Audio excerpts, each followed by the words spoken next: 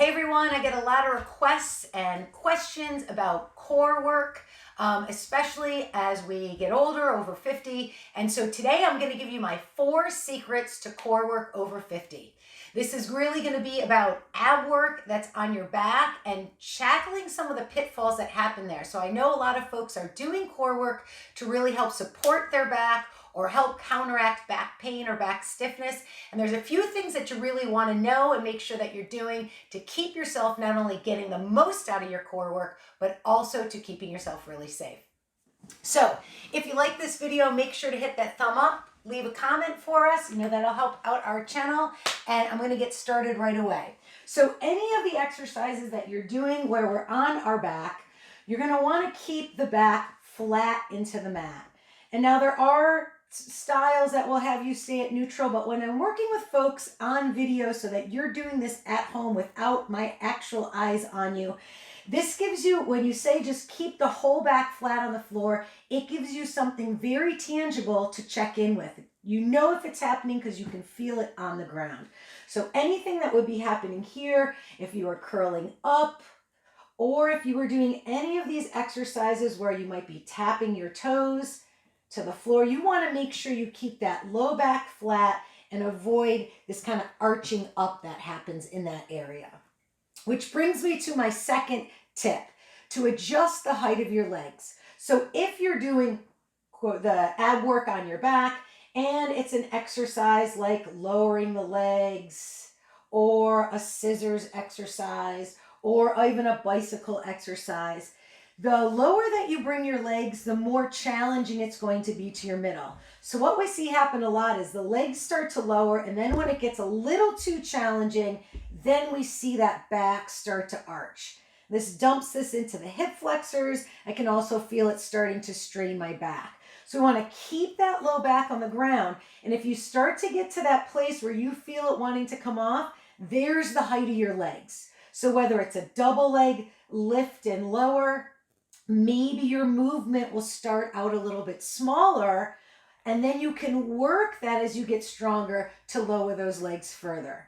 Same thing if you were doing a scissors kick. Like let's say we were doing more of a Pilates type move here, and we're going to change. We want to make sure we're not going to let that leg go so low that we start to dump into the tailbone and lose the low back. And on these as well, on your bicycles as well. So you can keep the legs up here so you can manage to keep that back down. And again, as you get stronger, then the legs can lower over time. Number 3, curl up, don't crunch. So I'm not a fan of crunches at all. I don't even call them crunches, but we see a lot of this.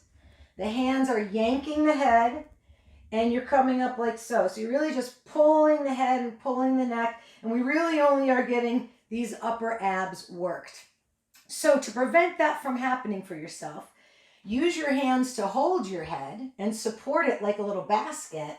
And then when you're coming up, you keep the head in the hands and look up to the ceiling with the elbows wide. Now you're going to really be working your middle a little bit more, and you're not putting the neck at any risk here. Those ribs in the front are going to come down, and again, you can feel the back of the ribs press into the mat as well as that low back on that one. So curl up, don't crunch. And then lastly, twist instead of rock. So it's going to build right on this one, and remember these guys I was just talking about? You can put it all together. We've all done these bicycles. Sometimes they start to look like this. And sometimes they start to look like this, like you're on a raft and you're rocking from one side of the back to the other. Instead, put all these principles together. When you curl up, keep your elbows wide and go for your armpit towards your knee. Then you're going to really start to twist and rotate, and you're going to get into those obliques that run on the outside line or the muffin top area. That's where you're going to start to get those. And they're also involved in a ton of activities. Anything where you're twisting, those guys are going to be involved. So twisting and keeping that back firm on the mat, you're going to feel one side peel up and the other side peel up, but not rocking from side to side and hip to hip. And again, you can employ that legs staying up where you need them and keeping the elbows out so you're not just pulling the head there, right? Curling all the way up. So those are my 4 tips for core work over 50 is keeping the back flat on the mat, adjusting the height of the legs to what's going to work for you to keep that back flat, curl up, not crunch, and twist, not rock. Again, if you like this video, make sure to give us a thumbs up, leave us a comment. We love comments.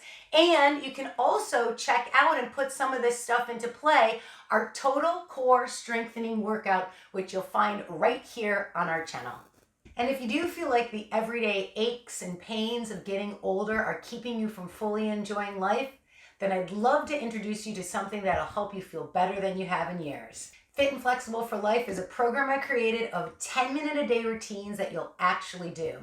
It's for women over 50 who are ready to get their strength, stamina, and balance back, even if you're not limber at all or have previous injuries. Fit and Flexible for Life has videos that'll fit into any lifestyle because they're only 10 minutes. Easy to follow routines so that they help reduce pain and build strength.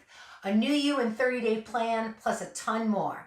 So if you're interested, go over to fitandflexibleforlife.com and I will leave that link in the description below.